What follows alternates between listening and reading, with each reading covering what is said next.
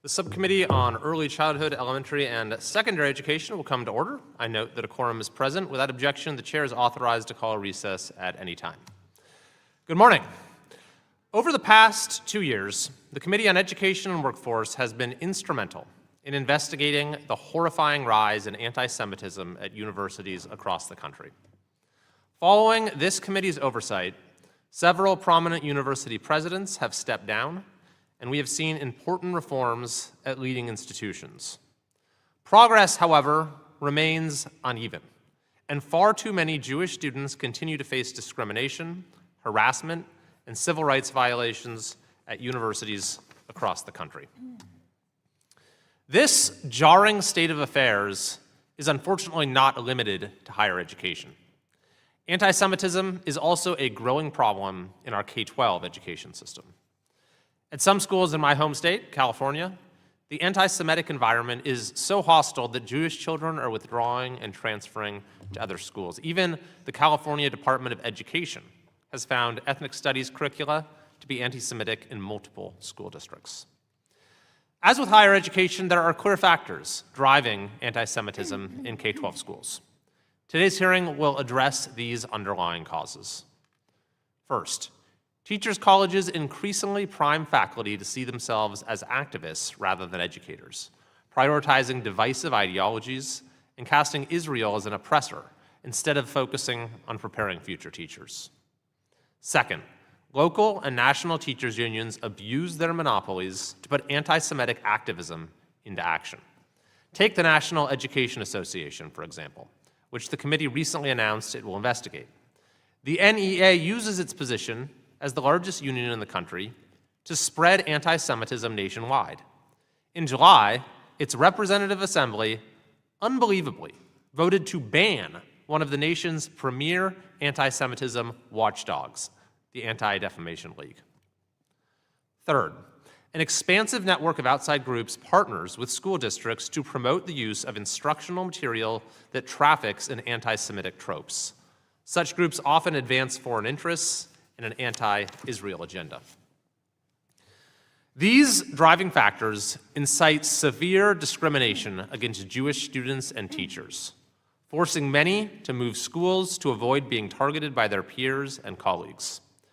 Administrative malaise or even prejudice at the school, district, and state level has allowed anti-Semitism to fester and even become normalized.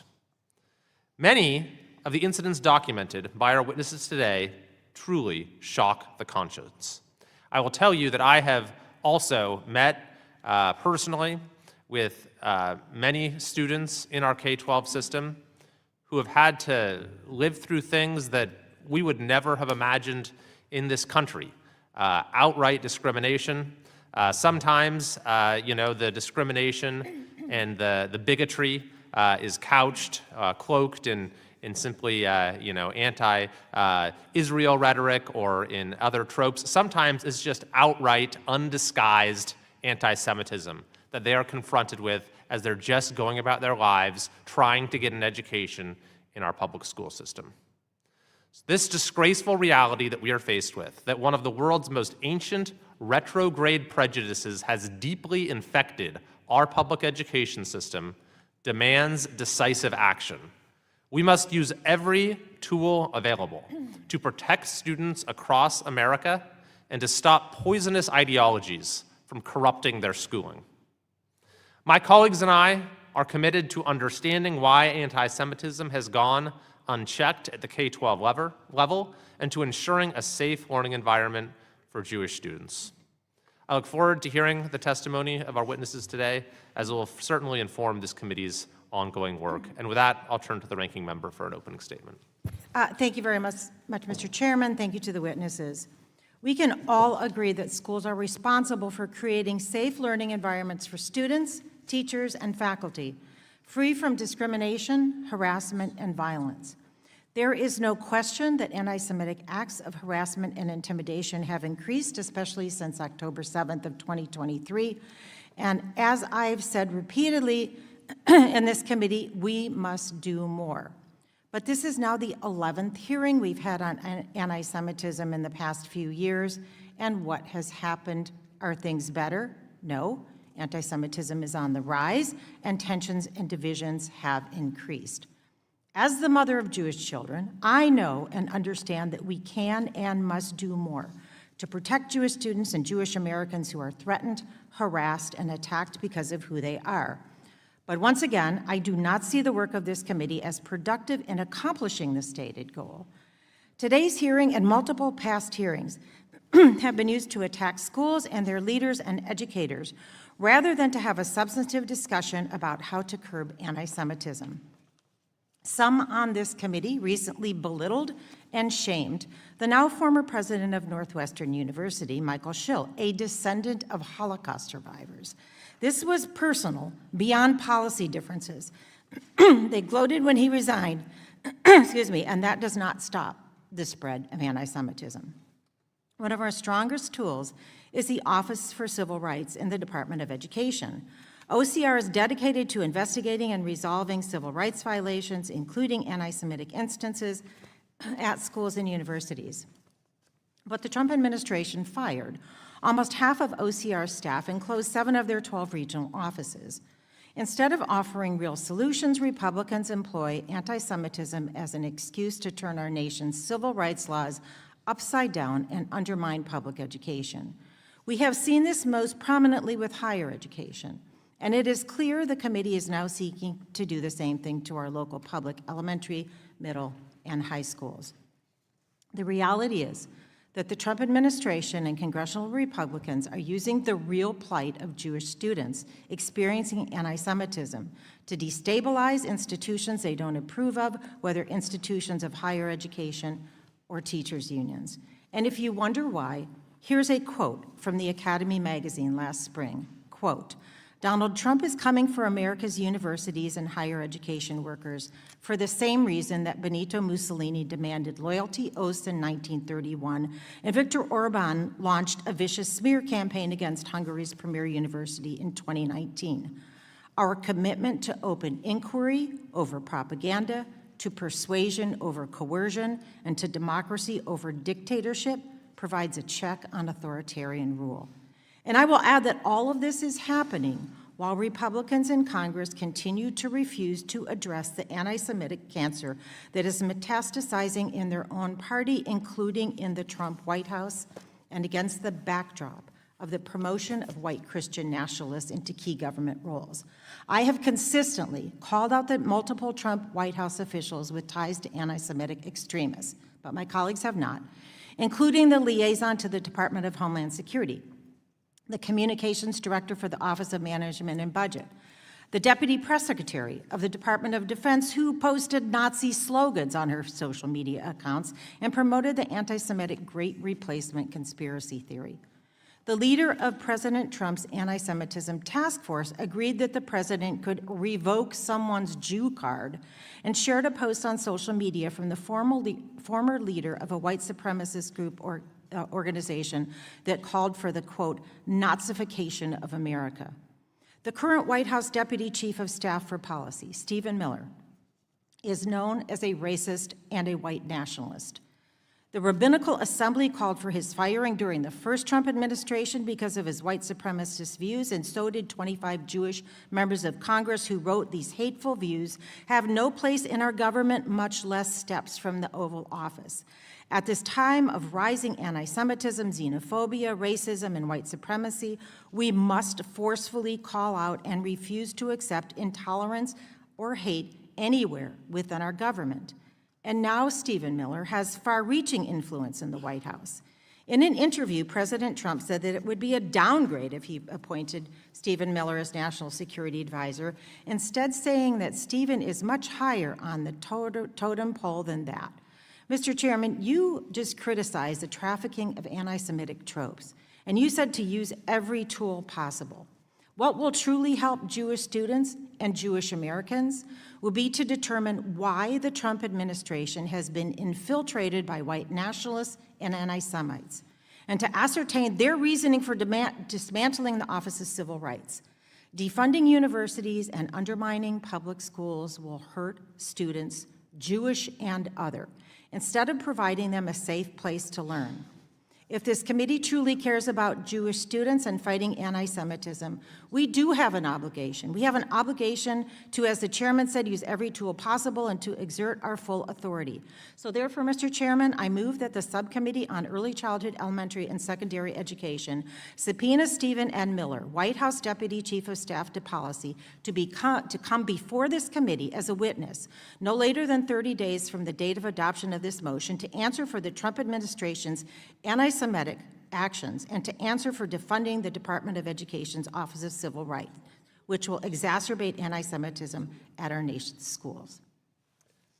Gentilady has made a motion to authorize a subpoena in accordance with Rule 11, Clause 2K6 of the Rules of the House of Representatives. That motion will be held in abeyance, and we will continue.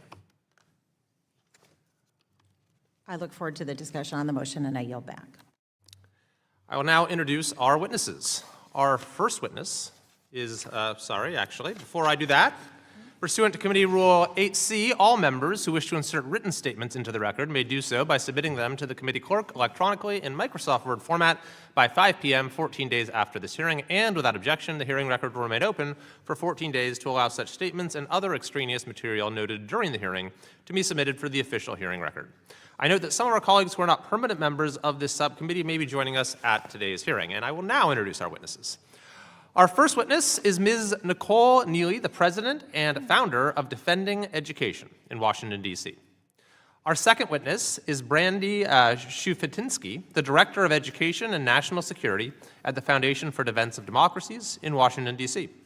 Our third witness is Rabbi Jill Jacobs, the CEO of Teruah, the Rabbinic Call for Human Rights in New York, New York. And our fourth witness is Ms. Rachel Lerman, the Vice Chair and Director of Appeals and Critical Motions at the Louis D. Brandeis Center for Human Rights Under Law in Los Angeles, California. We thank the witnesses for being here today, and we look forward to your testimony. Pursuant to committee rules, I would ask that you each limit your oral presentation to a 3-minute summary of your written statement. As committee members have many questions for you, the clock will count down from 3 minutes. However, pursuant to committee rule 8D and committee practice, we will not cut you off your testimony until you reach the 5-minute mark. I would also like to remind the witnesses to be aware of their responsibility to provide accurate information to the subcommittee. I will first recognize Ms. Neely for your testimony. Chairman Kiley, Ranking Member Bonamici, and distinguished members of the subcommittee, thank you for inviting me. We all saw what happened at universities following October 7th. Less well known, though, is how K-12 schools across the country have faced similar problems. Discrimination and harassment based on national origin or shared ancestry is never acceptable, but when directed at minor children who are unable to defend themselves, it is particularly vile.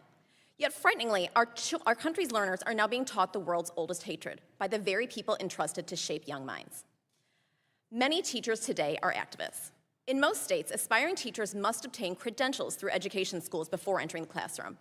However, America's schools of education now instruct teachers to view the world through an oppressor-oppressed matrix in which inconvenient minorities like Jews and Asians are categorized as oppressors, that teaching is a political act, and that the job is to cultivate social justice activists and change agents.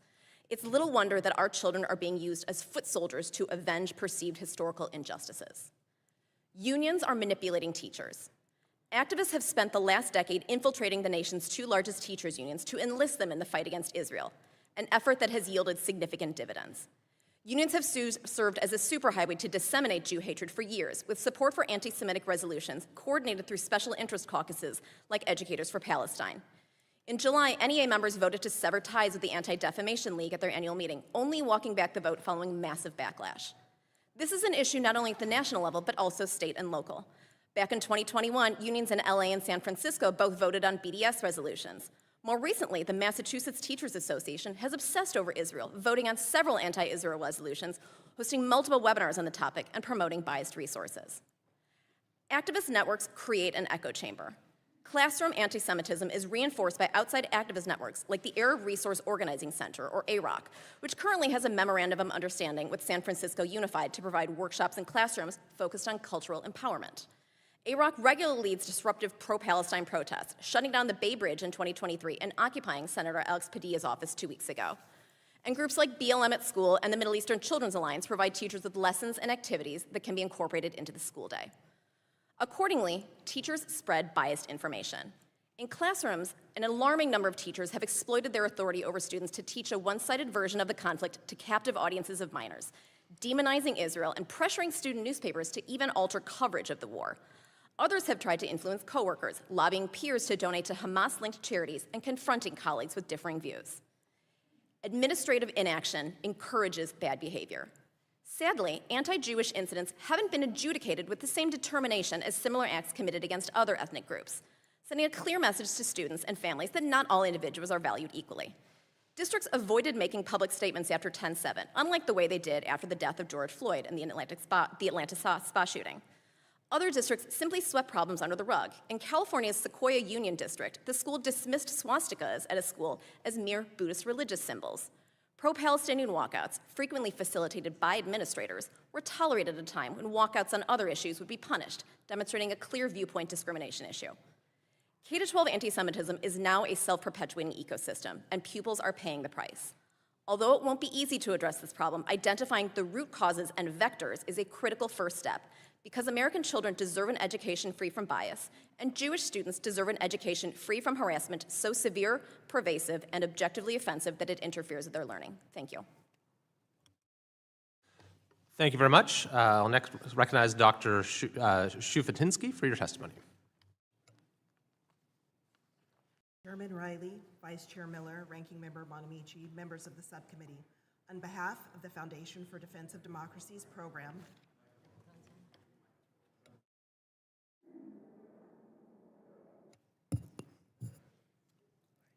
thank you. On behalf of the Foundation for Defense of Democracy's program on education and national security, thank you for the opportunity to testify. The sharp rise of anti-Semitism in our nation's universities and K-12 schools, though sparked by the terrorist attacks of October 7, 2023, is part of an upsurge that has been many years in coming. Elected officials and community leaders have started to address the problem in educational settings and materials, but there is a considerable amount of work to still be done. FDD's Education and National Security Program is researching root causes, which include domestic malign actors and foreign funding. We've started to uncover some disturbing findings.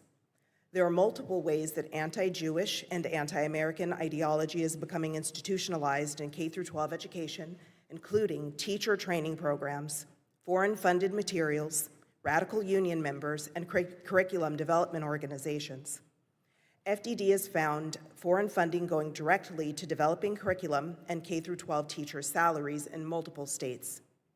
Multiple public school districts receive funds from Qatari Foundation International, an instrument of the Qatari royal family that is somehow able to operate as a 501c3 nonprofit in the United States outside of Foreign Agent Registration Act regulations. Outside organizations frequently partner with school districts to provide teacher training and curriculum development.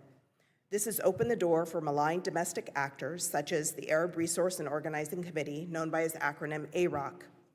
In 2023, AROC not only provided teacher training, but also direct services to students in San Francisco's public schools.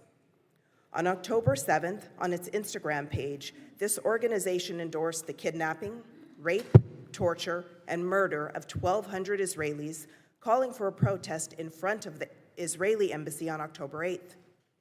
Within 2 weeks, AROC had produced a toolkit guide for K-12 students on how to conduct student walkouts. AROC is but one of many malign domestic actors that have ties to U.S.-designated foreign terrorist organizations that are developing curriculum for children as young as kindergarten. Our research has also found universities to be a source that spreads anti-Jewish biased materials into K-12 schools because they train teachers and develop programs and curriculum. For example, the University of California at Santa Cruz works closely with the Liberated Ethnic Studies Coalition, a group that celebrated October 7th, to introduce anti-Jewish curriculum into California schools through the new ethnic studies mandate. The connections between universities and K-12 school districts must not be ignored. FDD has uncovered evidence that the nation's largest teachers' unions, such as the United Teachers Los Angeles, are perpetuating anti-Zionism and anti-Semitism in our schools. Across the nation, groups that are hostile to the Jewish state and even to the Jewish people have found multiple avenues of influence through which they can quietly shape our education system. The most pressing need right now is for transparency, so that parents and their elected representatives can see what is taught in children's classrooms, who is providing it, and who is paying for it. Thank you again for the opportunity to testify, and I look forward to your questions.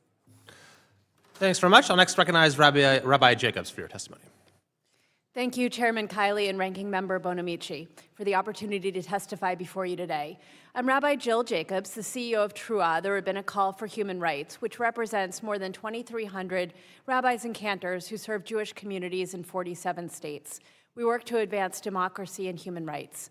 I'm also a graduate of public schools and the parent of 2 public school students. Rabbis are on the front lines of fighting anti-Semitism in schools, both supporting families and bringing issues to school officials.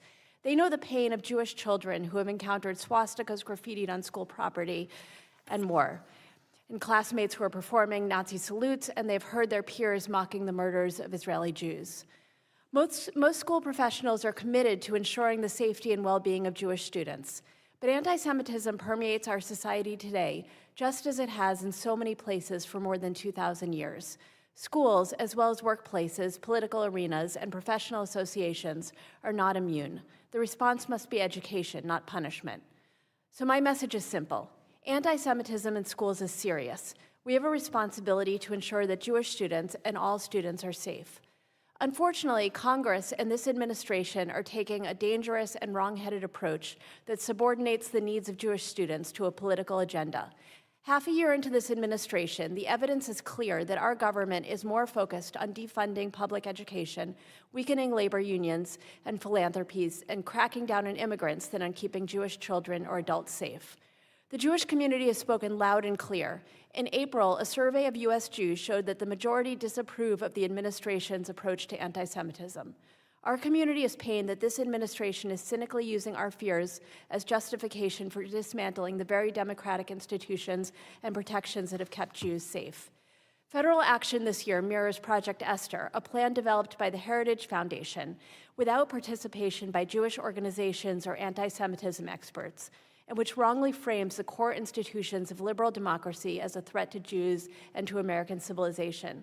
If we really want to put student safety first, we need to invest in the following. First, education. We can't just punish or sanction our way out of this problem. We need schools to be better equipped to teach about and respond to anti-Semitism.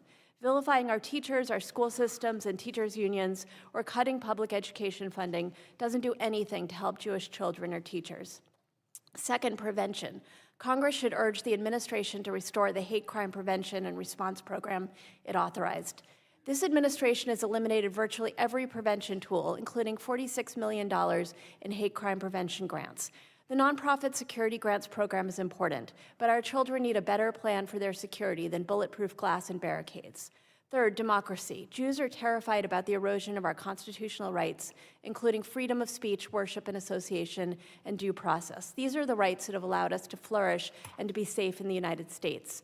Fourth, inclusion and equity. Jews need programs to promote inclusion and respect for all groups. The assault on diversity, equity, and inclusion ultimately doesn't increase Jewish safety, especially not for Jews who are also people of color, disabled, or transgender. These programs must better serve Jews, not be eliminated. Fifth, protection for all students. The administration's singular focus on anti-Semitism, to the exclusion of other forms of bigotry, singles out Jewish students. Some have expressed fear that they will be scapegoated for harsh measures taken in their name. Finally, I implore you to lead by example and speak out against anti-Semitism. This administration and members of Congress must take the same stand on anti-Semitism that they're asking of schools, universities, unions, and other entities.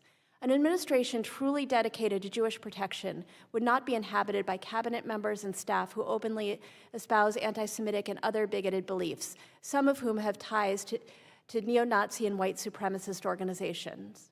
Nor would an administration committed to fighting anti-Semitism have pardoned the January 6th insurrectionists, many of whom promote anti-Semitic conspiracies. And an administration committed to fighting anti-Semitism would not have dismantled the Office for Civil Rights, the only office with the expertise and mandate to investigate instances of anti-Semitism and other bias in schools and universities. Nor would such an administration be breaking down the separation of church and state and encouraging the imposition of Christianity in schools. We need solutions that protect Jewish students and the democratic institutions that make it possible for Jews and other minorities to flourish in our country. Thank you for your attention, and I look forward to answering your questions. Thanks very much. And lastly, Ms. Gorman, you're recognized for your testimony. Thank you. Good morning, Chairman Riley, Ranking Member. Talk button. Chairman Riley, Ranking Member Bonamici, and members of the House Education and Workforce Committee. I'm honored to appear before you to address the rising anti-Semitism in our K-12 schools. I'm the vice chair of the Louis D. Brandeis Center for Human Rights Under Law, which I joined as a full-time lawyer after almost 3 decades in private practice as an appellate lawyer. I'm testifying on behalf of the Brandeis Center to tell you that real children in K-12 schools are being harassed, excluded, and silenced just for being Jewish, or because bullies think they are Jewish. This has to stop. A lot of attention has been focused on anti-Semitism in higher ed, as you mentioned. I'm here to tell you that the problem in K-12 is even larger. Thanks to anti-Semitic messaging by teachers and third-party contractors like ARAC and Liberated Ethnic Studies Coalition, Jewish students in K-12 schools are being bullied and shunned by their peers solely because of their Jewish heritage and their connection to Israel, the homeland of the Jewish people. No child should have to hide their identity or endure harassment because of their identity in an American school. As you know, Title VI protects Jewish students who are targeted on the basis of their Jewish ethnic identity in both college and in K-12. Executive Order for Combating Anti-Semitism that was issued in 2019, EO 1388899, confirms this. It also requires agencies that apply Title VI to consider the IRA definition of anti-Semitism when they analyze allegations of anti-Semitism. IRA is clear that criticism of government policies, Israel's government policies, just like that leveled at any other country, is not anti-Semitic. But demonizing the Jewish state, saying it has no right to exist, or using a double standard might well be. Let me say a word about teachers' unions, which play a very significant role in bringing anti-Semitic and anti-Israel content into the classroom. The unions indoctrinate school teachers, inviting them to participate in events celebrating the October 7 massacre. Celebrating. One teacher that I work with resigned from the union after receiving this bulletin, which went to all teachers in San Francisco. And he has since been attacked by the union as a result. According to the union, teachers who resign from the union are disloyal to their colleagues and are freeloading. Unions in California and Massachusetts, among others, create and provide teachers with instructional materials that teach hate. For example, teachers are instructed to tell young children that a group of bullies called Zionists stole Palestinian land by force. They even provide coloring books telling very young children to draw Zionist leaders taking money to harm Palestinians. The message is clear. Zionists are evil, and Jews who do not renounce their religious or ethnic allegiance to the state of Israel are also evil. So it's no surprise that Jewish teachers and students are shunned by their peers, or that Jewish students are bullied to the point that their families are moving them out of their public schools. I urge this committee and Congress to act decisively to ensure that our civil rights laws are enforced, that schools are held accountable, and that every child in America is able to learn in an environment free from fear and hostility. Thank you. Thank you very much for your testimony. Under Committee Rule 9, we will now question witnesses under the 5-minute rule. I'll first recognize the chairman of the full committee, Mr. Wahlberg of Michigan, for 5 minutes. Thank you, Mr. Chairman, and thanks to the panel for being here. Let me make a couple comments initially, as coming from what I've heard. I respect highly and appreciate my Democrat colleagues, or Democratic colleagues, is the proper term. And I understand that the rhetoric at times is talking a game that they're expected to talk by, sadly, the radical base. But during their past opportunity and majority,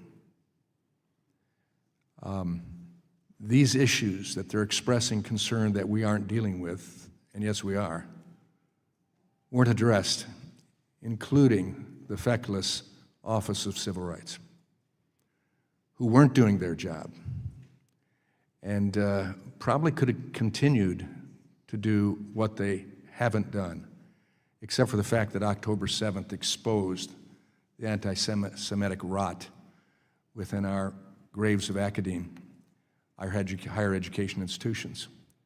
COVID helped to expose multiple concerns in our K-12 classrooms, as parents, for the first time, in many cases, got a chance to see what was happening or not happening in their school classrooms.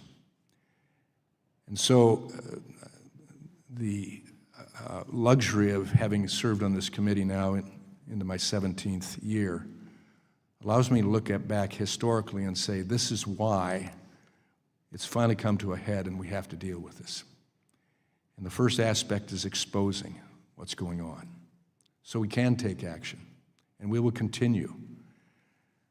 As our committee dives deeper into oversight of anti-Semitism in K-12 schools, it'd be helpful to get a clearer picture of the most problematic districts in this space. Ms. Lerman, in your view, which school districts are the worst actors when it comes to failing to address or even encouraging anti-Semitism? Turn on my machine. Let me preface by saying that I live in Los Angeles and am most aware of what's happening in California. The Brandeis Center is centered in Washington, D.C., and has offices in New York. But I am seeing in California, particularly in the Bay Area, in San Francisco and Oakland, in Berkeley, some really alarming things. I'm aware of schools in Massachusetts and Philadelphia that are also experiencing similar things. And we are taking action in New York against Origins School, which also has very severe problems. Okay. Dr. Shufutinsky and Ms. Neely, given the work you've done all across the country, are there any school districts you would add and highlight to this list?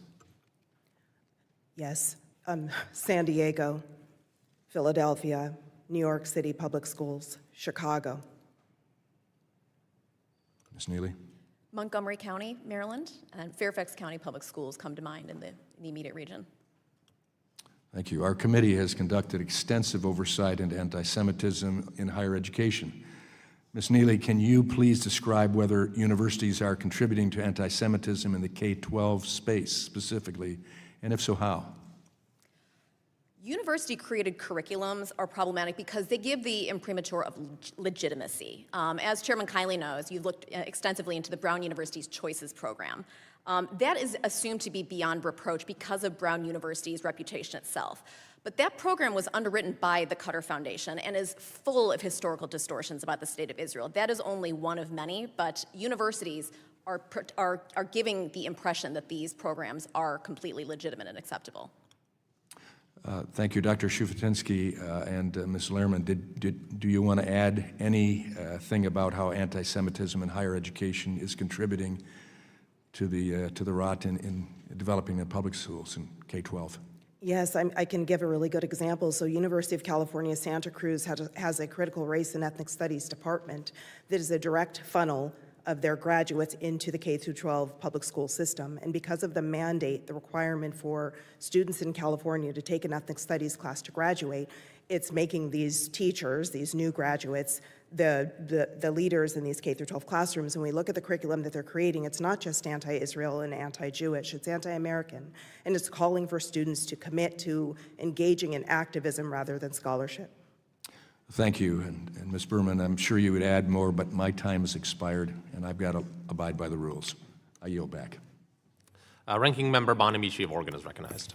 Thank you, Mr. Chairman. Rabbi Jacobs, you said in your testimony that if we fight anti-Semitism in ways that only divide Jews and their neighbors, we are only isolating Jews in ways that sow greater division and that ultimately make Jews less safe. Is the Trump administration's approach the best way to reduce anti-Semitism in schools? And if not, what would be more effective? Thank you. Jews have found success and have flourished and found safety in this country because it's a liberal democracy with strong protections for the rights of both individuals and groups, including religious groups and different ethnic groups.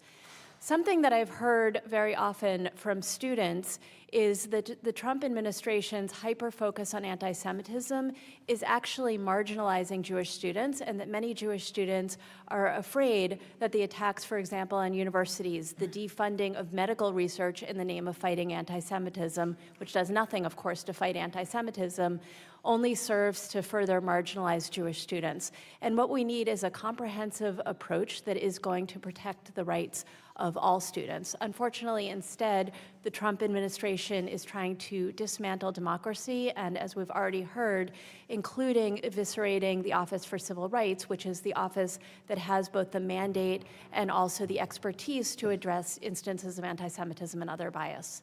Thank you. Just a couple days ago, U.S. Senator, a Republican U.S. Senator said, "America is a white homeland." So, Rabbi, are the policies of the Trump administration and statements like that, the policies like mass deportation, repealing environmental protections, promoting white Christian nationalist ideas and individuals, are those consistent with Jewish values? These policies are absolutely not consistent with Jewish values. Judaism has a thousands-year-old history that is based around figuring out how to create a system and a society that is just for everybody. And unfortunately, the Trump administration's attacks on immigrants, gutting of social services, means that this country is no longer able to serve the needs of everybody, and we find that many members of our own society are being marginalized. And the Jewish community has been very outspoken for many, many years, hundreds of years, defending the rights of immigrants, defending the rights of those who are in need, defending, of course, public education. And Rabbi, we know that this country was founded on freedom of religion. So when we see this administration flouting the U.S. Constitution, we see people being picked up without due process off the streets, what message does that send to the Jewish community?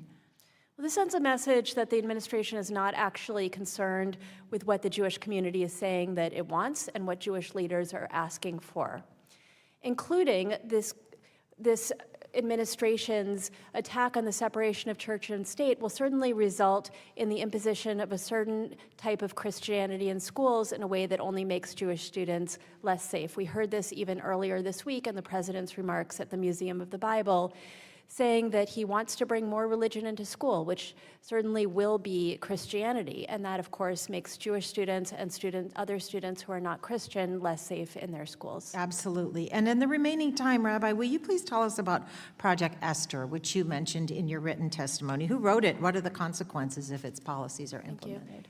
Project Esther is a plan that was written by the Heritage Foundation without participation of Jewish organizations or of experts on anti-Semitism. And it purports to be about addressing anti-Semitism, but actually it casts many or most of the institutions of liberal democracy as anti-Semitic and sets out a plan for dismantling them. And bizarrely, it even criticizes the Jewish community for its approach to anti-Semitism and its supposed complacency on anti-Semitism. So instead of addressing the issues that the Jewish community is actually bringing to the table, Project Esther is all about dismantling democracy, and unfortunately, this administration seems to be following that plan laid out by the Heritage Foundation rather than what Jewish leaders and Jewish communities are asking for. Thank you. And Rabbi, we have seen, particularly in this administration, a lot of disparaging remarks, a lot of hate speech. How does that affect the Jewish community when we see a presidential administration dividing rather than, you said, prioritizing education to address anti-Semitism? This certainly sends a message that this administration is not interested in the safety of Jews or of other communities. Certainly when there's people in the administration who have ties to neo-Nazis and white supremacists, that doesn't make the Jewish community feel any safer. Understand, and I have a pretty long list of those, but I didn't read them all in my statement. Thank you, and I yield back. Mr. Harris of North Carolina is recognized. Thank you, Mr. Chairman, and thanks to all of you on the panel for being a part of this today. Very important theme that we're talking about. Let me just say, Ms. Neely, in your view, which local or national unions have been the most problematic in terms of spreading anti-Semitic course content and indoctrinating teachers? We're going to need more than 5 minutes. I would start with the NEA. As we talked about their annual meeting this summer, aside from their ADL vote, they were mocking, threatening, and harassing Jewish delegates. They denied a speaker the opportunity to recognize the 50th anniversary of the Jewish Affairs Caucus, and actually laughed and clapped when the death of a Holocaust survivor in Boulder was mentioned. But going back as far as 2018, annual meeting resolutions condemned U.S. aid to Israel, talking about apartheid, atrocities, and gross violations of human rights. Their handbook talks about using digital communications to educate members on anti-Zionism and anti-Semitism, and has downplayed the Holocaust targeting of Jews, framing it as just a bigger struggle. So that's really dehumanizing that. And then, of course, the Educators for Palestine Caucus. But the UFT in New York is also awful. The Portland Association of Teachers, I mean, we could be here all day, sir. Well, listen, I agree with you, and the largest teachers union in the country, the NEA that you referenced right off the bat, is for some reason aligning itself with this hateful ideology. You referenced this summer at their annual conference, they voted to cut ties with the Anti-Defamation League's education materials on anti-Semitism and the Holocaust. You referenced the 2025 handbook omitted Jews in its description of the Holocaust and referred instead, and I want to just add a little bit to what you said by quoting, more than 12 million victims of the Holocaust from different faiths, ethnicities, races, political beliefs, genders, and gender identification, abilities/disabilities, and other targeted characteristics, end quote. You work with parents across the country. Do parents feel comfortable knowing that a union representing their children's teachers is promoting this anti-Semitic view of history?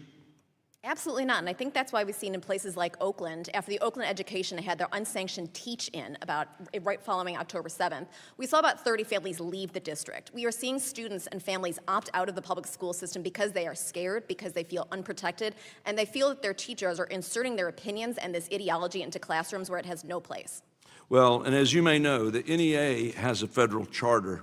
And given these anti-Semitic sentiments, not to mention their other indiscretions to oppose parental rights, support CRT, keep kids out of school, would you say they're upholding the mission in their federal charter when I, again quote, to elevate the character and advance the interest of the profession of teaching, end quote? Absolutely not. I think a federal charter is something that is a big deal. It's sacred. With great power comes great responsibility. And on every level, they have let down families, students, and stakeholders in the education system. So am I safe to assume that you think the NEA should not continue to have this explicit endorsement from Congress? I do not, sir, no. And I agree. And that's why I introduced the NEA Charter Repeal Act and why I hope to see it move forward in this Congress. I want to move real quickly in the few moments I have left to Mrs. Shufutinsky. We've seen local teachers unions across the country distribute anti-Semitic instructional material to their members. In Oregon, for example, a union provided a lesson plan that stated, quote, Israel would be a country where rules were mostly fair for Jewish people with white skin, end quote. Meanwhile, the Massachusetts Teacher Union distributed material that included a picture of a dollar bill shaped into a Star of David. In your experience, are unions developing this material on their own, or are they receiving these type of materials from outside sources? Both. We're seeing union members, some of these caucuses, like Ms. Neely mentioned, the Educators Caucus for Palestine and some of the teachers' unions developing curricula, but we're also seeing unions receive curricular materials from outside sources. Excellent. Well, thank you. Thank you for all of your expertise and the input that you've shared. And with that, Mr. Chairman, I yield back my time. Representative Hayes of Connecticut is recognized.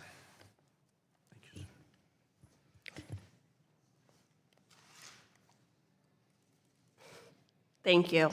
I just have to compose myself because the National Education Association is made up of 3 million teachers, including myself, and everything that was just said is blatantly untrue. Rabbi Jacobs, thank you for coming again before Congress. I don't know if you were able to watch yesterday's hearing in the Help Subcommittee on a very similar topic. We're on the 11th hearing on this topic. The chairman of the full committee made some quite pointed remarks about AFT President Randy Weingarten. I believe that Chairman Wahlberg said that Randy, who is Jewish and married to a rabbi, something along the lines of, quote, has not said anything about anti-Semitism. She is the president of the American Federation of Teachers, and she quickly responded with at least 10 examples of her very public work to combat anti-Semitism. As an expert in this area, can you explain how false charges or smears of anti-Semitism undermine the difficult work we are all trying to do to combat the resurgence of this ancient problem? Thank you. I did see that instance that you mentioned, and this was extremely offensive, that there would be an accusation, a false accusation against a Jewish leader, a Jewish woman leader, who has a very long history, as you mentioned, of speaking out against anti-Semitism. And this is just a case in point of why so many in the Jewish community feel shortchanged by the response of this administration, which often uses anti-Semitism and the real fears of the Jewish community as a way to attack political opponents, as opposed to actually listening to what the Jewish community is asking for and dealing with the concrete instances of anti-Semitism on the ground. Thank you, and I think you lead me into my next question, because once again, we are having our 11th hearing on anti-Semitism on the left. And as Ranking Member Bonamici and you yourself mentioned in your opening remarks, we have done nothing about documented examples of anti-Semitic behavior on the right. Can you talk a little, on the right, particularly within the Trump administration? Can you talk a little bit about what happens when politicians use anti-Semitism as a partisan political tool as opposed to doing the actual work to help people? Absolutely. Anti-Semitism has existed for more than 2,000 years, and it exists in every space, whether schools or workplaces or even the halls of Congress. And it's crucial that all of us address anti-Semitism where we see it, whether within our own political camp or beyond. I've certainly, in my work, spent a lot of time addressing anti-Semitism, both on the right and also in progressive spaces. And I would expect the same from this administration. But as was mentioned, unfortunately, there are people who are in the positions of power in this administration who have ties to neo-Nazis, who have promulgated anti-Semitic stereotypes. Of course, the pardoning of the January 6th insurrectionists, many of whom also push forward anti-Semitic stereotypes, makes it very dangerous for Jews. And we've also seen, as I mentioned, the really decimation of the Office for Civil Rights. We've seen that under presidents of both parties, both the Office for Civil Rights of the Department of Education and the Department of Justice have had success in addressing and resolving complaints of anti-Semitism or other bias, but they can only do that with funding. And so we need to restore the funding to the Office for Civil Rights, bring back their experts, bring back their regional offices so that they can actually concretely address the issues that Jewish students are bringing, rather than what the administration is doing, which is trying to use anti-Semitism to dismantle democracy. Thank you. And getting back to the topic of this hearing, because I see that it is a backdoor attempt to attack public education, to attack the Department of Education, and to attack labor unions. As an expert in this field, I am a teacher. If a teacher is confronted with anti-Semitic acts on the playground or in the classroom, are there best practices that they can turn to for how to address this and make sure that their students feel safe and that they improve understanding within their classrooms? The first recourse always has to be education. So education for students, education for teachers, and for administrators. When instead the response, as we've seen in this administration, is punitive and trying to strip funding from universities and from K-12 education, that doesn't help any students. That doesn't help any teachers better serve their students. Thank you, and I yield back. Thank you. I'll recognize myself for 5 minutes. Rabbi Jacobs, I appreciate you being here today to testify. You have leveled some accusations against this committee that I just wanted to clarify. You said that we are demonizing teachers' unions. But it is true that the NEA recently voted to boycott the Anti-Defamation League. Do you agree with that decision to boycott the Anti-Defamation League? I don't agree with that decision. We have heard a lot of vilification here of teachers' unions, of teachers, and of administrators, and that is not helpful to students. But the NEA did vote So to the boycott the NEA ADL, correct? So the NEA and other organizations engage with many different types of material. I'll say that TRUA's booklet on anti-Semitism is part of materials that are on the NEA website, but ultimately it's the school districts, not the unions, that are deciding on their curriculum. Sure, but just to clarify, you do disagree with the decision the NEA made to boycott the ADL, correct? I disagree with that decision. Okay, thank the you. question is how to move on from there, and I believe that we need to invest in education at the local level and beyond. Sure, I understand that. I'm just saying, be careful, please, with the accusations that we're demonizing this group and that. When you actually agree with us about what they're doing is a very bad thing. You also noted that we have, you criticized us for a hyper-focus on anti-Semitism. So do you know roughly what % of the American population is Jewish? It's about 2%. And do you know last year what % of religious-based hate crimes were directed against Jewish individuals?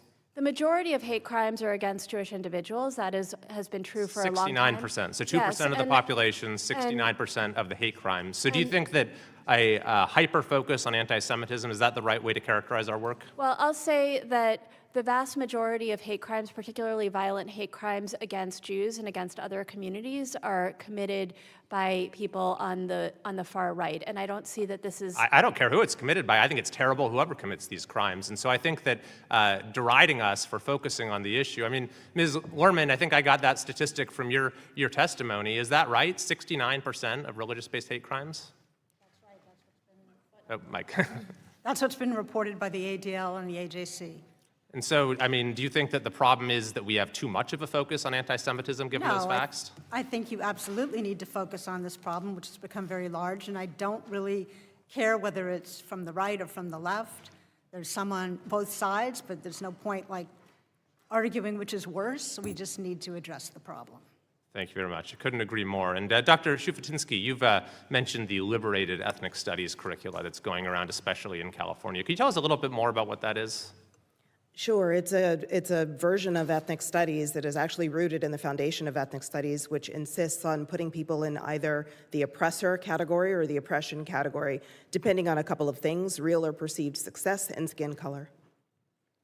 Yeah, and we actually had the superintendent of Berkeley Unified here last year, whose district has adopted that curriculum, and there was an example from a classroom that she defended, saying that from the river to the sea is a valid perspective that's being presented. I was actually in the state legislature in California when the legislature voted to mandate ethnic studies as a graduation requirement, and then at the same time, the Department of Education produced a model curriculum that was liberated ethnic studies, and it was so bad, it was so blatantly anti-Semitic that the California Legislative Jewish Caucus, which was about a dozen Democrat lawmakers actually, wrote a letter saying that this state-approved curriculum, quote, echoed the propaganda of the Nazi regime.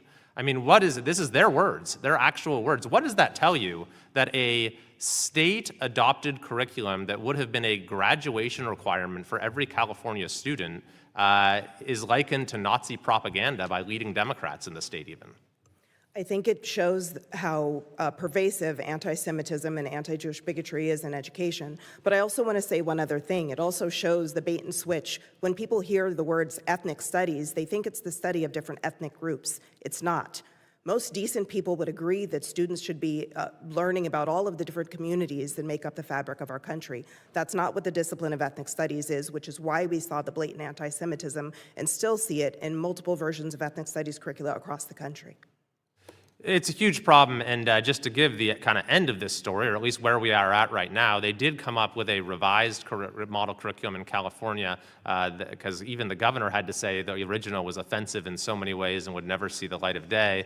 But then the group that came up with the original version split off, and they're the ones that are now offering this liberated version. But even the revised version has huge problems from the perspective of anti-Semitism. I raised these on the floor of the assembly at the time, but it still passed. And now there has since been an effort to try to address those before this graduation requirement takes effect, but there's huge lobbying against this by the very types of groups that we're talking about today. So unfortunately, I think that it is going to be necessary for our committee to do some real investigations and further oversight into what's happening precisely at schools like this and with curriculum like this in California and across the country.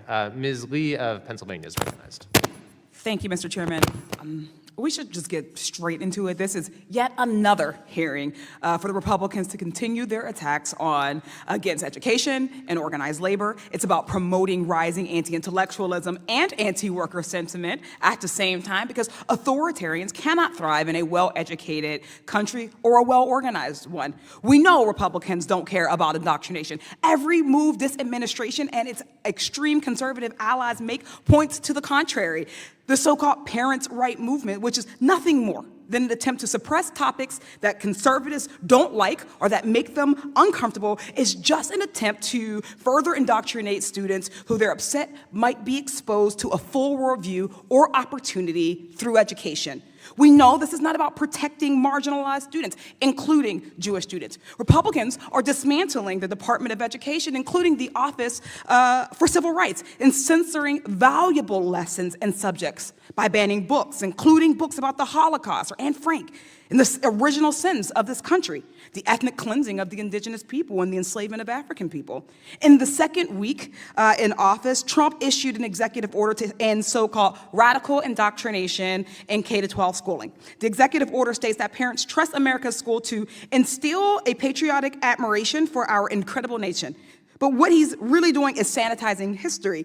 Not only is patriotic admiration not quite the purpose of K-12 education, but we can't take our lead on patriotism from the same people who would rather our entire nation fail or go down than acknowledge our country's true history and the legacy of its actions. Rabbi Jacobs, in your testimony, you highlight the importance of safety, inclusion, and respect in schools. Do you think the Trump administration's plans for education, including teaching patriotism and banning books, will make our Jewish students or any other students feel safer, more included, or respected? The Trump administration's approach certainly does not make Jewish students or other students feel seen and respected and feel a sense of belonging in their classrooms. It's really important for both Jewish students and for other students to be able to see themselves reflected in the curriculum. So that includes having books with Jewish characters in the classroom. It includes teaching about the Jewish experience, both in the context of American history and in the context of world history. And it includes having a curriculum that shows a broad perspective in which every student can see their story reflected. Unfortunately, as you've mentioned, we have seen many states adopt the Project 2025 approach and start to ban books, which, as you said, have included books about the Holocaust, including the Diary of Anne Frank. Thank you. It's going to be really hard to do that while this administration continues to attack and erode diversity, equity, inclusion programs. For instance, we know that this administration has essentially threatened to cut federal funding for any schools that do not prioritize their own students, what they know works, the health and safety of those students, over the needs or the whims of a rising authoritarian.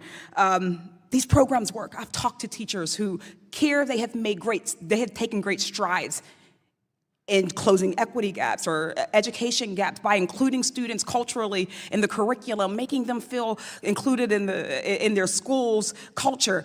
It works. And let's not forget, it was teachers' unions who led the fight, resulting in a Trump-appointed judge ruling against the administration to preserve schools' ability to protect civil rights, to students' civil rights. Public schools have been able to withstand some of the unrelenting attacks from this administration because their labor is organized. Villainizing teachers hurts them, but it also hurts the children that we send into their classrooms every day. We ask teachers to educate diverse groups of students about the most foundational skills in reading and math, and also, yes, the most harrowing instances of inhumanity in our world's history, and during children's most formative years. The training and care that goes into developing the skill is not something we can replace with a whitewashed history video from PragerU. Really quickly, Rabbi Jacobs, in your testimony, you shared your organization has worked to educate schools and community partners in a way that makes communities stronger instead of fearful. Do you think this administration's approach fosters a strong sense of community in the classroom? Absolutely not. You mentioned the attacks on DI. Jewish students actually need diversity, equity, inclusion programs. Jewish students sometimes need accommodations, whether it's kosher food or being able to make up a test that was given on a holiday, and they need to see their own stories, as I mentioned, being told in the classroom and in books in the classroom. And so when there's DEI programs that don't sufficiently include the Jewish experience, then that has to be addressed, and it has to be addressed in partnership with schools and with school districts. But just abolishing the whole idea of diversity and of belonging of every student hurts Jewish students as well as all students. Thank you. I appreciate your testimony today, and I yield back. Representative Owens of Utah is recognized. Thank you, Chairman Connolly, for holding this very important hearing today on anti-Semitism. It's unfortunate we've been forced to have go through the same inquiry for the last 2 years, which includes private and government sector unions, higher education, teachers, and college accreditation, and now K through 12. And the question we have to ask ourselves, why are we talking about kindergarten in this regard? Well, it's because if the goal of evil is to perpetuate and spread hate, there's no better place to start than with our young, our most innocent and most pliable. Anti-Semitism is a terrible cancer that not only threatens the well-being of Jewish students, but also the emotional and spiritual health of every other student affected by it. Children are not born to judge each other based on race, creed, color, or culture. This happens only when hatred is taught to children by angry, hate-filled, godless adults. I watched as my youth in Jim Crow South, our nation growing, working to become a more perfect union. And yet here we are in 2025, once again, seeing the divisiveness being taught throughout our entire educational pipeline. I'm here to report this will end on our watch. This committee is taking a stance against ideologues who work to infect our children with the evil cancer of hate.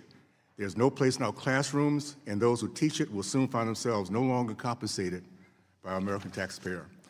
Ms. Neely, your organization, Defending Education, released a report on teachers' colleges last year that described colleges of education as pipelines of turning teachers into activists. Can you kind of give us a little more examples of what that looks like? Sure. Teachers today in teachers' colleges are not learning how to be better educators, how to teach phonics. Instead, they are learning to view the world through an oppressor-oppressed matrix. So as I said in my opening statement, groups like Jews or Asians or even males are considered oppressors. And so we are put into these big groups. There is no respect for the dignity of an individual, of somebody's circumstances that brought them to where they are. And so things like that, when teachers then are going into the classroom, having learned those things, they spread those ideas on. And so these are teachers' colleges that are at state schools, they're at private schools, and the fact that our teacher licensing pipeline mandates that you must have a teaching degree from these schools, a master's degree, a PhD, means that you have to marinate in these ideas, steeped in critical race theory, queer theory, anti-whiteness, privilege, things like that, that of course you are going to come out at the other end if you have been in that program for 4, 6, 8 years, a complete and utter believer, and I think that's deeply dangerous. You're describing DEI, I imagine, the framework, okay.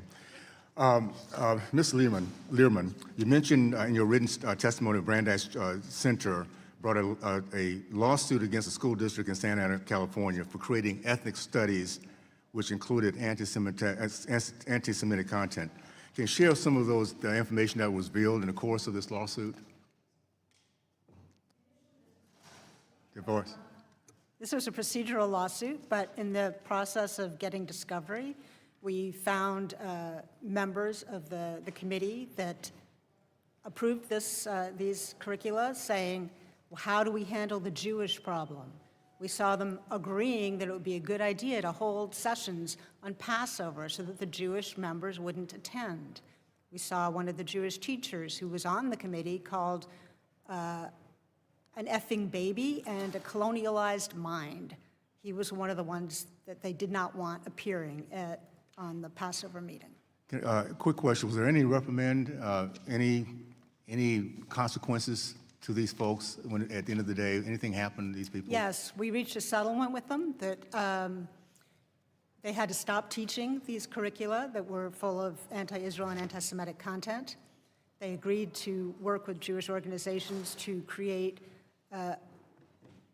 alternative content. They agreed that they would follow what we have in California. It's called controversial issues. They have to teach both sides of something, not just one side of something. Okay. They have to let students disagree. Okay. Okay, well, thank you. So on. Real quick, Dr. Stefanski, in your opening statement, you discussed foreign funding for K-12 programs. Can you give an example of some foreign funding supporting anti-Semitic course material or teachers? Yes, so part of that is coming from Qatari Foundation International, where they're funding Arabic language and culture classes in multiple school districts in multiple states. Some of that course material then is a complete revision of history, obviously demonizing the state of Israel and also misdefining Jews as an ethno-religious group. Okay, thank you. And I just want to say thank you for this committee for being so forward-thinking and make sure this ends. We have to make sure that hatred stops from teaching our kids this way. So with that, I yield back. Thank you. Thanks very much. Representative Mannion of New York is recognized. Thank you, Mr. Chair. Just want to make a statement about the teachers of this country. To characterize them as angry, hate-filled, godless adults does them a disservice. As what I've found teachers to be in this country, my colleagues, people I represented, are compassionate, dedicated, intelligent educators who are trained to be sure that when they see instances of anti-Semitism in their classroom, that it is immediately addressed. It's not just their training that assures that those issues are addressed. There is a network that is built of administrators, of offices of civil rights at the state and the federal level to ensure that all children can learn in an environment that is supportive. And when there are instances of racism, anti-Semitism, Islamophobia, in the classrooms across this country, they are addressed. And they are addressed by those dedicated, compassionate individuals that are trained effectively to make sure that all of their students are respected and can learn in a setting that is supportive, helpful, individualized. I was trained to be a teacher. I was not trained in an oppressive model. That is not an accurate depiction of what is happening across this country and in our classrooms. We have members of the school board, administrators, parents, students that are constantly engaged in a discussion to assure that any form of racism or anti-Semitism is addressed.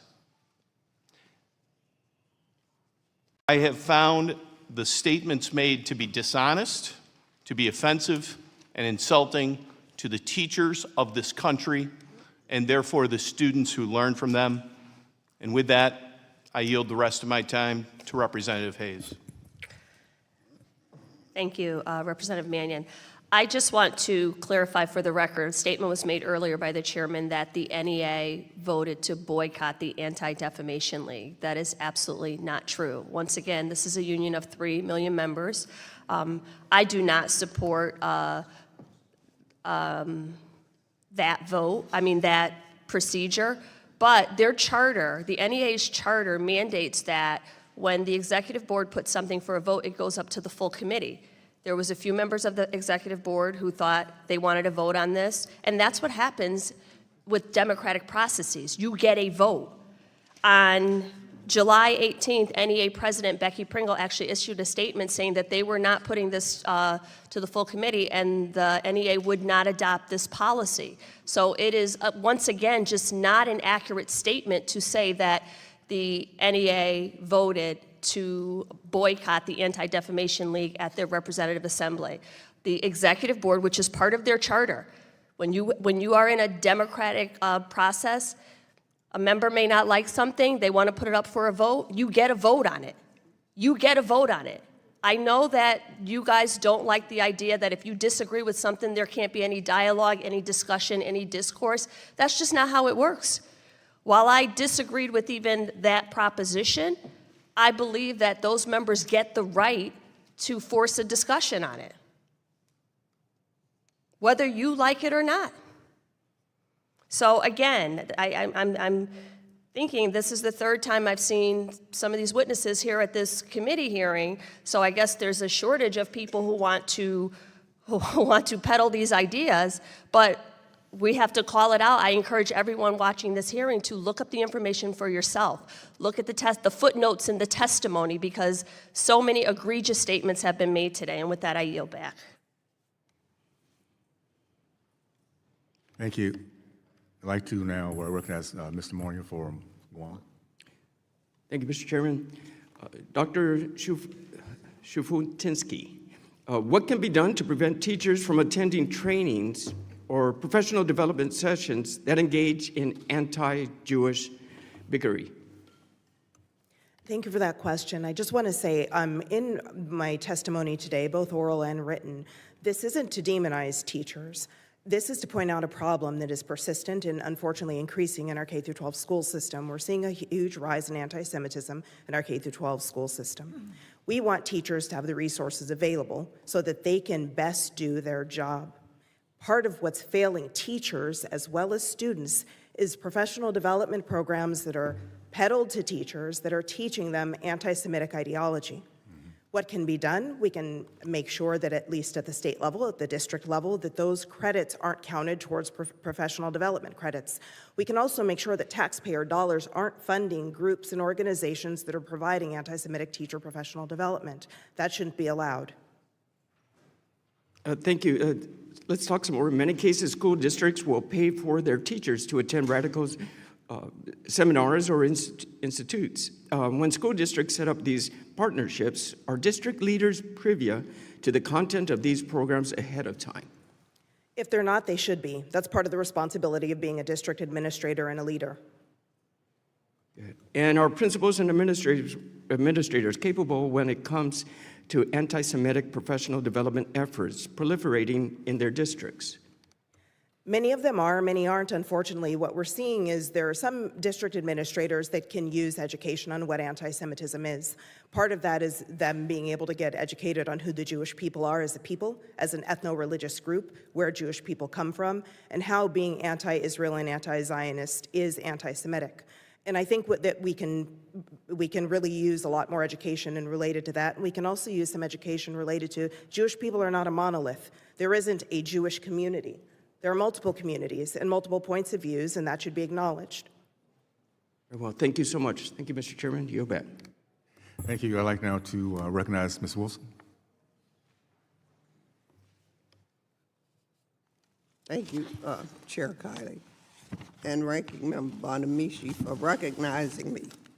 This hearing is being held to paint the picture that Democrats are anti-Semitic, and you're failing. All of these hearings that you've had on anti-Semitism, you did it to do that, and you failed. It's not working. Democrats as a party are not anti-Semitic. I'm from Miami, and I live amongst thousands of Jews, some in my own neighborhood, on my own street. I was a school principal, and in all of my years of being a school principal in Miami-Dade County, I never heard a child taunt a Jewish student based on their religion. The only anti-Semitism I'm aware of was I was raised during the Civil Rights era, and signs on Miami Beach spoke loudly, "No Jews or niggers allowed." So my shared struggle with Jews is clear. I believe in the separation of state. I believe in the separation of church and state. That's one of the tenets of our democracy. But guess who's trying to tear that down? It's Republicans. So right across the street, we have the Department of Education in shambles. It has been reduced to shambles. And the president is asking them to pull together whatever skeleton staff they have to come up with a plan to determine how we can institute prayer in schools so that we can hurt little Jewish students' feelings, break their hearts, and bring them to tears. How can you hold a hearing on anti-Semitism when the president announced that this week. I believe in separation of church and state. And now Republicans are saying, we're going to ask schools to be sure to post the 10 Commandments on every school classroom wall and post a crucifix on every classroom wall. And now what is more anti-Semitic than that? Breaking little Jewish children's hearts, breaking their spirits and making them contemplate if there is a place in that school for them. How dare you? Such hypocrisy. So who is anti-Semitic, my friends? My colleagues on the other side are truly anti-Semitic when they try to come up with anti-American ideas of spreading Christianity across public schools in our nation to make our Jewish students feel ashamed of their own religion. With that, I have a question. Ms. Shufantisky, I noticed that you co-authored an opinion piece in the Jewish News of Northern California. That opinion piece you highlighted that Governor Newsom stood up for Jewish students by vetoing a curriculum. You also highlighted that he stood firm, ensuring that bigotry was not included in the new curriculum. Can you confirm that Governor Newsom has stood firm against bigotry and fought anti-Semitism in California? Are any blue states trying to mandate prayer in schools? Are any blue states trying to put crucifixes, crosses on the school walls? Are they placing the 10 Commandments on school walls or the Lord's Prayer on the public school classroom walls? So, who is anti-Semitic? Governor Newsom. I yield back. The witness may answer. Governor Newsom did veto the first draft of the... I yield back. That's my time, and I yield back. All right, we will go to the next person for question. Is Mr. Messner of Indiana. Thank you, Mr. Chairman, and thank you for the witnesses for being here today. Teachers' unions across the nation have been consumed by anti-Semitic ideology and activism. Ms. Neely, can you talk about the ways in which teachers' unions perpetuate anti-Semitism in K-12 schools? Sure. I think one great example comes from Southern California, where the Los Angeles Unified School District and the UTLA, which is an affiliate of both the NEA and the AFT, have actually created a provision to work on a joint ethnic studies commission. This went back as far as 2019 and is still in effect as of today because it was just re-signed in 2025. Half of the people on that committee are union representatives.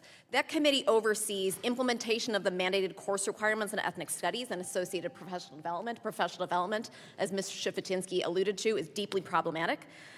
Curriculum selection, recommendations for expanding ethnic studies to include gender-specific courses in sexual identity and also advocating for salary point credits so that ethnic studies teachers get a higher salary just for teaching that class. So this is incentivizing teachers to go down this path and to produce and insert this ideology into their classrooms.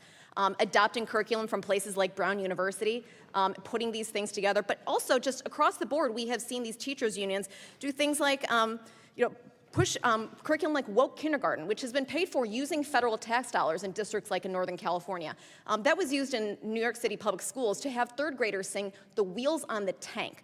Third graders do not even, they still believe in the tooth fairy at that point. And so to use children as our foot soldiers, human shields in this battle of ideology is something that is so deeply unconscionable. And to be pressed and promoted through teachers union networks, which we have obtained records through FOIAs of all of the leaders of the Educators for Palestine caucus. They are sharing these materials. They are encouraging each other to participate in these teach-ins like the Oakland Education Association. This is a superhighway to share this hateful information with each other from coast to coast. Okay, thank you. How have Jewish teachers been impacted by anti-Semitism within the unions that represent them? Teachers are also being abused by this, unfortunately. Watching some of these things be disseminated, the Freedom Foundation actually has a number of lawsuits against teachers' associations, including the Portland Association of Teachers. because the in Portland Public Schools, Portland Association of Teachers has distributed anti-Israel teaching materials, which drew from programs like Teaching While Muslim and Woke Kindergarten. They have actually co-authored the Teach Palestine Guide with the Oregon Educators for Palestine, urging educators to present a singular anti-Israel perspective in classrooms. They have published Know Your Rights guides, teaching and organizing for Palestine within Portland Public Schools, which promotes and tells teachers how to get this material into classrooms. And also defended the use of the phrase, from the river to the sea, Palestine will be free, which is widely recognized as a call for the elimination of the state of Israel. This is just one of many issues where teachers have been left out to dry. There was a protest a few months ago outside of the New York City Department of Education because those educators in that union also have been betrayed by UFT that have not stood up for them. There was a teacher in New York City Public Schools that came to light in this hearing last year where a teacher was chased and had to hide in a locked classroom because she was being chased by a mob. That teachers union did not stand up for her, did not defend her. If something like that happened to another teacher of a different race, of a different religion, their bloody murder would be screamed. But the silence speaks volumes, and that is unacceptable. Are these teachers given the opportunity to leave the union or voice their discontent? If they are in a public sector union, thanks to the Janus decision, they are. But if they are in a private sector, if they are a private school, if they are in a private union, they are not allowed to. And I think that is something else that, hopefully this committee and Congress eventually looks at. Okay, thank you. The most important time to shape a child's mind is during the K-12 education, where they can develop views and morals that take them well into within adulthood. Ms. Shifantiski, I'm sorry about that. How does exposure to anti-Semitic messaging from authority figures in K-12 schools affect Jewish students' sense of safety and identity, as well as create problematic ways of thinking for all students? What it can do to Jewish students is it can make them feel like their identity is not valid and like they're worth being targeted. So it can increase their insecurity, make them ashamed, make them feel embarrassed of the communities that they come from. Okay, thank you. What mechanisms currently exist to hold K-12 faculty accountable when they promote anti-Semitic rhetoric in the classroom, and are those mechanisms sufficient? They're not sufficient. There are mechanisms. There are standards, there are education codes that districts and teachers are supposed to follow. Unfortunately, I think in the cases that we've all spoken about, we've seen that all too often they're not being followed. Okay, thank you. Thank you for your responses, and I yield back my time. Representative Adams of North Carolina is recognized. Thank you, Mr. Chairman, and thank you all for your testimony today. I'm really appalled at all that I've heard. And let me just say, having been in the classroom for 40 years, having trained teachers, I really resent much of what's been said about our unions, particularly the NEA.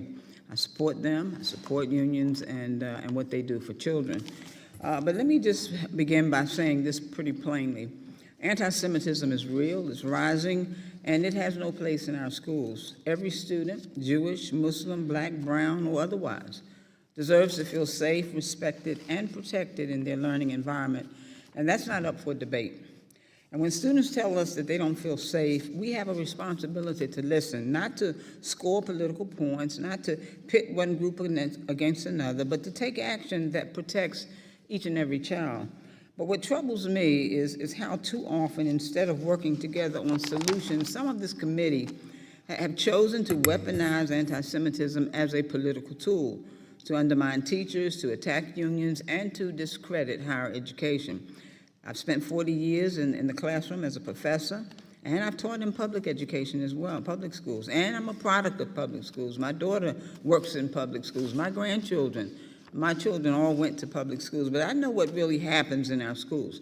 Teachers show up every day to nurture, to challenge, to protect our children, and they're not the problem. And blaming them doesn't do anything to keep Jewish students safe. So let me just turn to Rabbi Jacobs and ask you, Rabbi Jacobs, the majority has claimed that anti-Semitism in our schools is being brought there by teachers unions, and even by academic views. And how do you respond to that assertion, and what do you see as the real drivers of anti-Semitism in schools today? Thank you. I want to echo what you said. There are more than 3 million people who wake up every morning and teach our children in public schools, and I've seen their extraordinary work personally as a graduate of public schools, as a parent of public school students. And teachers get into this profession because they care about children, because they want children to learn. And we've heard accusations against teachers, against administrators, and of course we can come up with egregious examples, but the vast majority of our teachers and administrators walk into those school buildings every morning because they want to help children learn. I also want to appreciate Representative Hayes for clarifying that the NEA Regional Assembly did pass that resolution that was mentioned, but that the board rejected it, and that the NEA president showed her leadership in making a very powerful statement about anti-Semitism. And this is actually an example of how engagement with the community is the response, not punitive responses. And similarly, in public schools, when there is an instance of anti-Semitism, the response should be to engage with the school, to ensure that the school's code of conduct is followed, to engage with the school district, and of course, if it can't be resolved at that level, to bring it to the Office for Civil Rights, which, as we've said, has been decimated. Okay, let me move on if I can. I have some more questions. So the Office of Civil Rights at the Department of Education is supposed to be on the front lines of protecting students, but we've seen that office gutted and undermined. How could the Department of Education's Office for Civil Rights better serve Jewish students right now, and what resources or authority would make the greatest difference? Thank you. Just over a year ago, Jewish organizations and civil rights organizations supported Representative Goldman's bill, the Showing Up for Students Act, which would have increased the OCR budget by $280 million.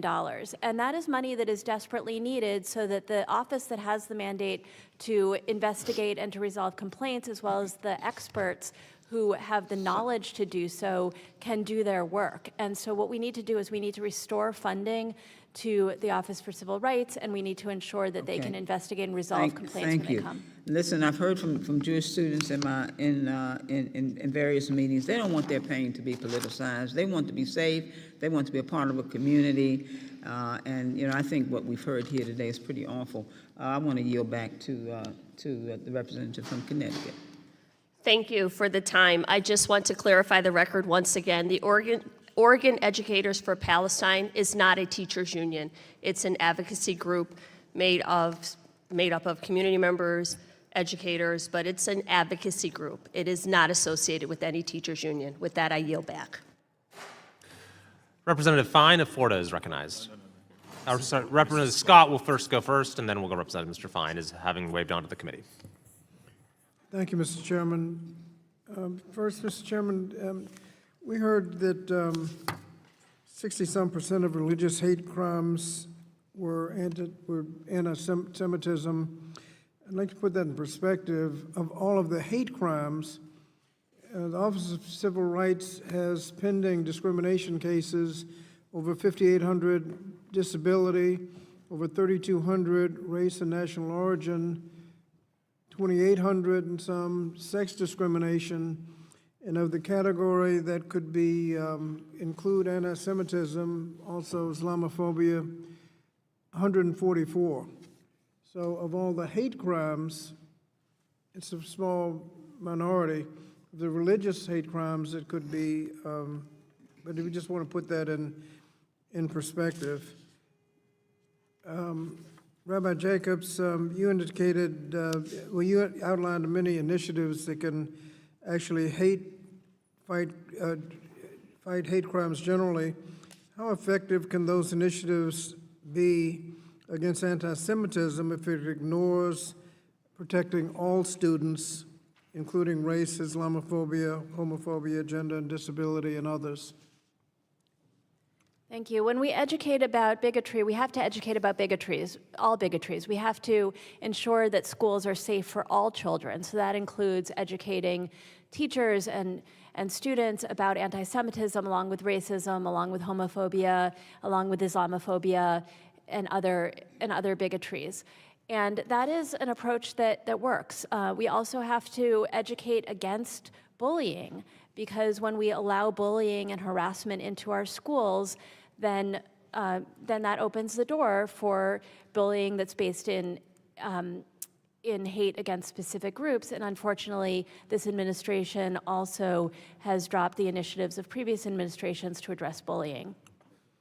And so how effective can an anti-Semitism initiative be if it just ignores everything else? I don't believe that we can talk about anti-Semitism in a vacuum. We have to make sure that American society, as well as our schools, are places that are safe for everybody, including Jewish students. Thank you. This is the 11th hearing we've had on anti-Semitism. We've had none on racism, Islamophobia, gender discrimination, disability discrimination. And the chair talks about all the oversight we've done and complains about anti-Semitism.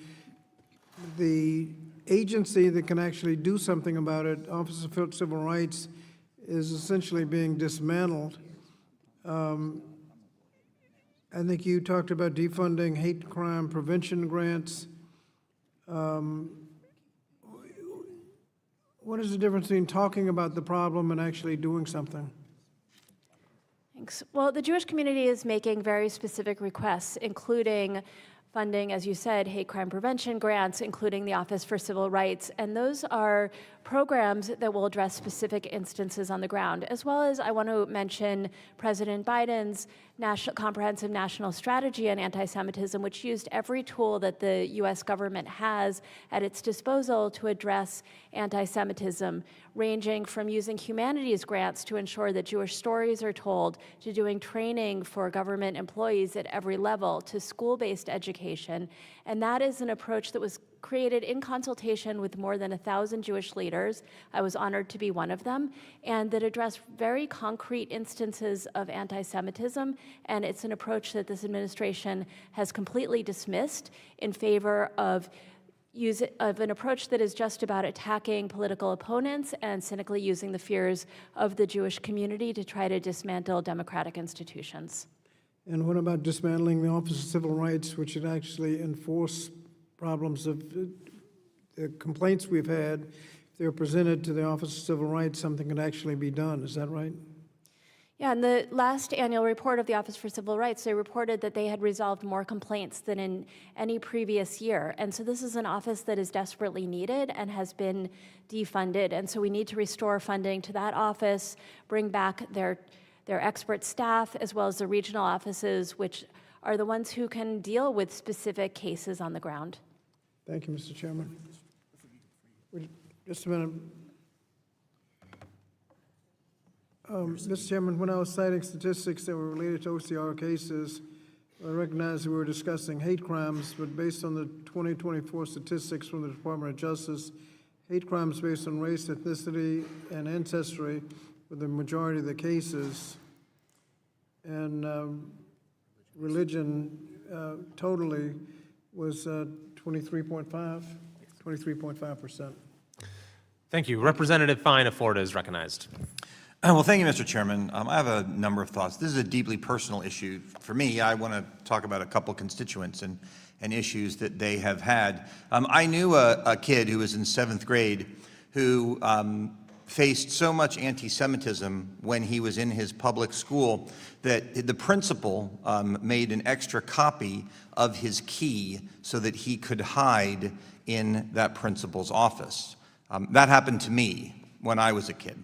And when I had children, I made a decision that I would fight to make sure that my children didn't have to go through what I did as a kid. It's a promise, by the way, I've failed to live up to, because my son, after October 7th, got into a fight at school because he was a Jewish kid. Now, fortunately, my son's 6'2", and he's a varsity athlete. It was Jacob won. The other kid didn't end up in such great shape. But nonetheless, he never should have had to go through that. I actually wear the kippah that I wear right now. I didn't wear it until May the 6th. I wear it because my son asked me to, in honor of all the Jewish kids that do not feel safe to wear theirs. And so I literally wear a target on my head these days, because that is what, unfortunately, we live in the world today. But when I sit in these hearings, I feel like I'm in an alternative universe, and here is why. We have solved this problem in Florida.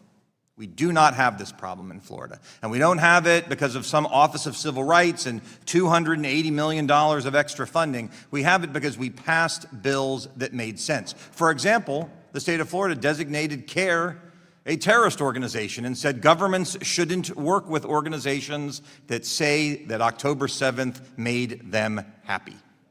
But not only that, we passed a bill, and this is my question. I actually want to start with Ms. Neely. We passed a bill. It was my bill. The bill did something very simple. It said, as Rabbi Jacobs implied, we should not discriminate in how we deal with discrimination. And the bill was very simple. It said Florida adopted the IRA definition of anti-Semitism, the most widespread definition of anti-Semitism that is out there. And it said that if you are a K-12 institution, you simply must treat anti-Semitism the same way you treat racism. If you've got a code of conduct, delete black, put in Jew, delete racism, put in anti-Semitism, and treat them the same. And when we did that, the problems ended. So my question to you, Ms. Neely, you talked about how things would not be the same if it was other religious groups. Do you believe if we did something like this federally, like we did in Florida, that we could address the problem nationally? It has been astonishing to watch across the country administrators turn a blind eye to this. We reached out to about 24 districts after October 7th, asking them for statements, comparing what they said after George Floyd's murder with what happened after October 7th. Many districts were silent, some equivocated, and some just pretended that didn't happen at all. We actually also reached out to a number of school districts that had used the Black Lives Matter at School curriculum because you remember that BLM had posted that lovely graphic of the paraglider afterwards. And so we said, well, in light of this, are you planning on using this curriculum and having this event going forward? A school board member in upstate New York in Rochester said, well, let's remember the role that the Jews played in the slave trade. None of us have clean hands. So when you have failed leadership at the top of a district, at the top of a state that won't do anything, as you said, you can have all the laws in the books, but if people won't get off their butts and do anything about it, it doesn't matter. But I do think it takes real leadership like we've seen in Florida, and I think as we are seeing from this committee, to address an issue, to acknowledge an issue. This is, it's the first step of a 12-step program, saying that there is a problem. Sure. And to pretend that there is not a problem is reprehensible. Look, I came up with this idea because I believed if a student at a school in Florida called a black student the N-word, they would be expelled. And by the way, they should be. But somehow when it came to Jews, everyone discovered freedom of speech. And so that is why we came up with this principle, which is you can't burn a cross if you're the KKK on the college green. You shouldn't be able to say from the river to the sea, kill all the Jews. they're the same thing. So Dr. Shufadinsky, and I apologize if I got your name wrong, what is your view? Again, simply passing a law that says you must treat defining anti-Semitism, and you must treat it the same way as you treat racism. Do you believe that would help solve the problem? I do, and I think it is the same thing as racism. We're dealing with an upsurge in anti-Jewish bigotry. Jews who are being attacked in classes and on campuses aren't being attacked because of the way they pray. They're being attacked because they are Jewish, because they are of the Jewish people. So I'm going to come back to you with this question. We have the Philadelphia School District that's working with CARE, an open front for Muslim terror.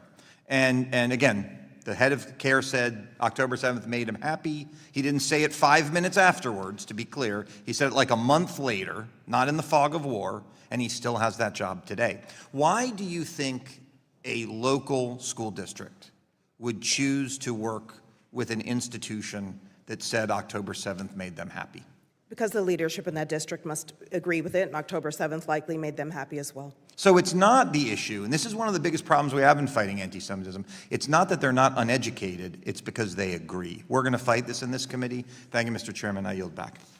Thank you, and thank you to all of our witnesses for your testimony. I'll now recognize Ms. Bomanici for her closing remarks. Thank you very much, Mr. Chairman, and thank you to the witnesses for your testimony. As we heard multiple times, this is the 11th hearing on anti-Semitism we've had in the past few years, and what has happened? Are things better? No, anti-Semitism is on the rise. Tensions and divisions have increased. My colleague just suggested that they've solved anti-Semitism in Florida, but just a quick check shows that recent headlines say a disturbing trend of Israel-related anti-Semitic incidents continues in Florida, and Palm Beach County leads Florida in anti-Semitic instances for a second year. They did not solve anti-Semitism in Florida. We know that schools have a responsibility to provide all students with a learning environment free from discrimination. And it's the role of the federal government to help schools live up to that responsibility. Traditionally, that has been done by the Office for Civil Rights, which investigates instances of discrimination and harassment in schools. And after reviewing the facts of each claim of discrimination, then they provide a resolution agreement that's designed to bring the school into compliance with the law. I also want to clarify, as the rabbi did with the discussion about the National Education Association, which did not adopt the resolution that was proposed. The same thing with Portland Teachers Association. There's a mention that there was a problematic curriculum, but without the clarification that it was withdrawn after community conversations. So we need to have a clear record that these community conversations are really critical to making changes. But of course, instead of strengthening the ability of the Office of Civil Rights to serve students in schools, the Trump administration is slashing its budget, trying to eliminate the Department of Education, which houses the office and what's left of its staff. But more importantly, instead of working in a constructive way to actually prevent and curb anti-Semitism, the administration and some in this body are using anti-Semitism to undermine public education and educators and to further their effort to attack higher education. Sadly, these actions are likely to exacerbate anti-Semitism the administration claims they want to eliminate. And ultimately, all students will suffer, and so will society, the economy, and democracy. And again, if my Republican colleagues truly care about the well-being of Jewish students and want to fight anti-Semitism, they should demand that all anti-Semites and white nationalists in the Trump administration be fired immediately and that the Office of Civil Rights at the Department of Education be fully funded. We must use our full oversight authority to subpoena those White House officials who have enabled the White House to embrace bigots and anti-Semites. They are setting an example and not a good one, and we should hold them accountable for their actions. If my colleagues could muster the courage, we could actually prevent and curb anti-Semitism, and I stand ready to work with anyone on either side of the aisle to make that happen. Thank you, Mr. Chairman. Thanks very much. There were a couple members of the minority who suggested that somehow we were criticizing teachers with this hearing. Nothing could be further from the truth. I have the highest degree of admiration for teachers across this country. What we have done is criticize specific actions of groups like the NEA, and in fact, the Democrat witness herself, Rabbi Jacobs, agreed that it was wrong for the NEA to decide to boycott the Anti-Defamation League. And of course it is. I mean, how could anyone do that, say that we're going to boycott using materials of the Anti-Defamation League in our classrooms? And you know, when it comes to the teachers themselves, I actually want to read you a message that I received from a teacher who was there when the NEA decided to boycott the Anti-Defamation League. This is what this teacher said. I saw people line up wearing shirts accusing Jews of genocide, eager to speak against anything Jewish. They weren't improvising. These were coordinated, rehearsed lies. While I felt safe in my small corner of the convention, surrounded by respectful and inclusive delegates, many of my Jewish friends did not. Educators from various states did not feel safe in their assigned sections and had to find other places to sit near friends and allies. There were tears, panic attacks, silent breakdowns, but also hugs, strength, unshakable solidarity. And it is much worse for the students who are encountering this in schools and classrooms across the country. This ought to shock the conscience of every decent American. But what have we heard today? Our friends here on the other side of the dais come in with wild conspiracy theories about members of the administration. You want to talk about January 6th? You want to subpoena Stephen Miller? We're hearing about our friend Mr. Fine, who is telling us about students who have to go and hide in the principal's office at their school, and you guys come in here and want to subpoena Stephen Miller? Yes. These are serious problems in our country, and we need serious people and serious leadership to deal with them. But that's what our committee is going to continue to provide. We'll be investigating violations of Title VI where they occur across the country. We'll be working against the poison of liberated ethnic studies, and we'll be working to protect the civil rights of Jewish students across America. That is the purpose of these hearings. We have seen some progress, but we have a long way to go. With that said, the motion, I will move to the motion. May I please clarify my comments? No, you may not. I want to move to we'll now return to the gentlelady's motion to subpoena Mr. Miller. Chairman, I move to table the motion. The motion to table is in order and not debatable. The question is, shall the committee— Mr. Chairman, I'd like a roll call vote. Yes, we'll take the vote first. The question is, shall the committee table the motion to authorize a subpoena? All those in favor say aye. Aye. Aye. Aye. All those opposed say no. No. In the opinion of the chair, the ayes have it, and the motion to table is agreed to. Mr. Chairman, I request a roll call vote. A recorded vote has been requested. We will now be voting on the motion to table. We will suspend until the clerk is in place to call the vote. The clerk will call the roll. What to do with her little voting things?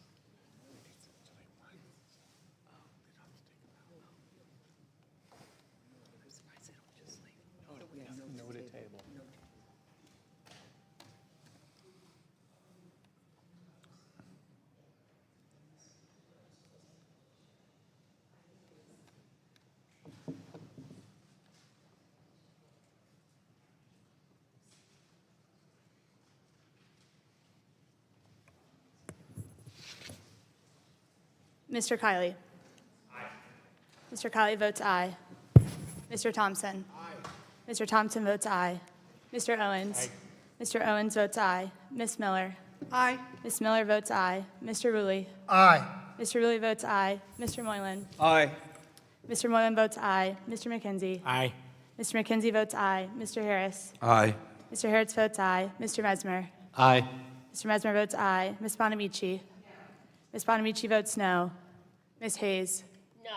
Ms. Hayes votes no. Mr. Mannion. No. Mr. Mannion votes no. Ms. Wilson. Ms. Wilson votes no. Ms. Adams. No. Ms. Adams votes no. Mr. Chairman, on this vote, there are The clerk will call the roll again for any member who has not voted. The clerk will call the roll again for any member who has not voted. Ms. Lee.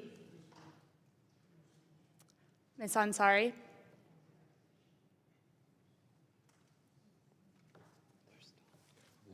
Have all members voted? Does any member wish to change their vote? Hearing none, the clerk will report the tally. Mr. Chairman, on this vote, there are 9 yeas and 5 nays. The ayes have it. The motion is agreed to. This hearing stands adjourned.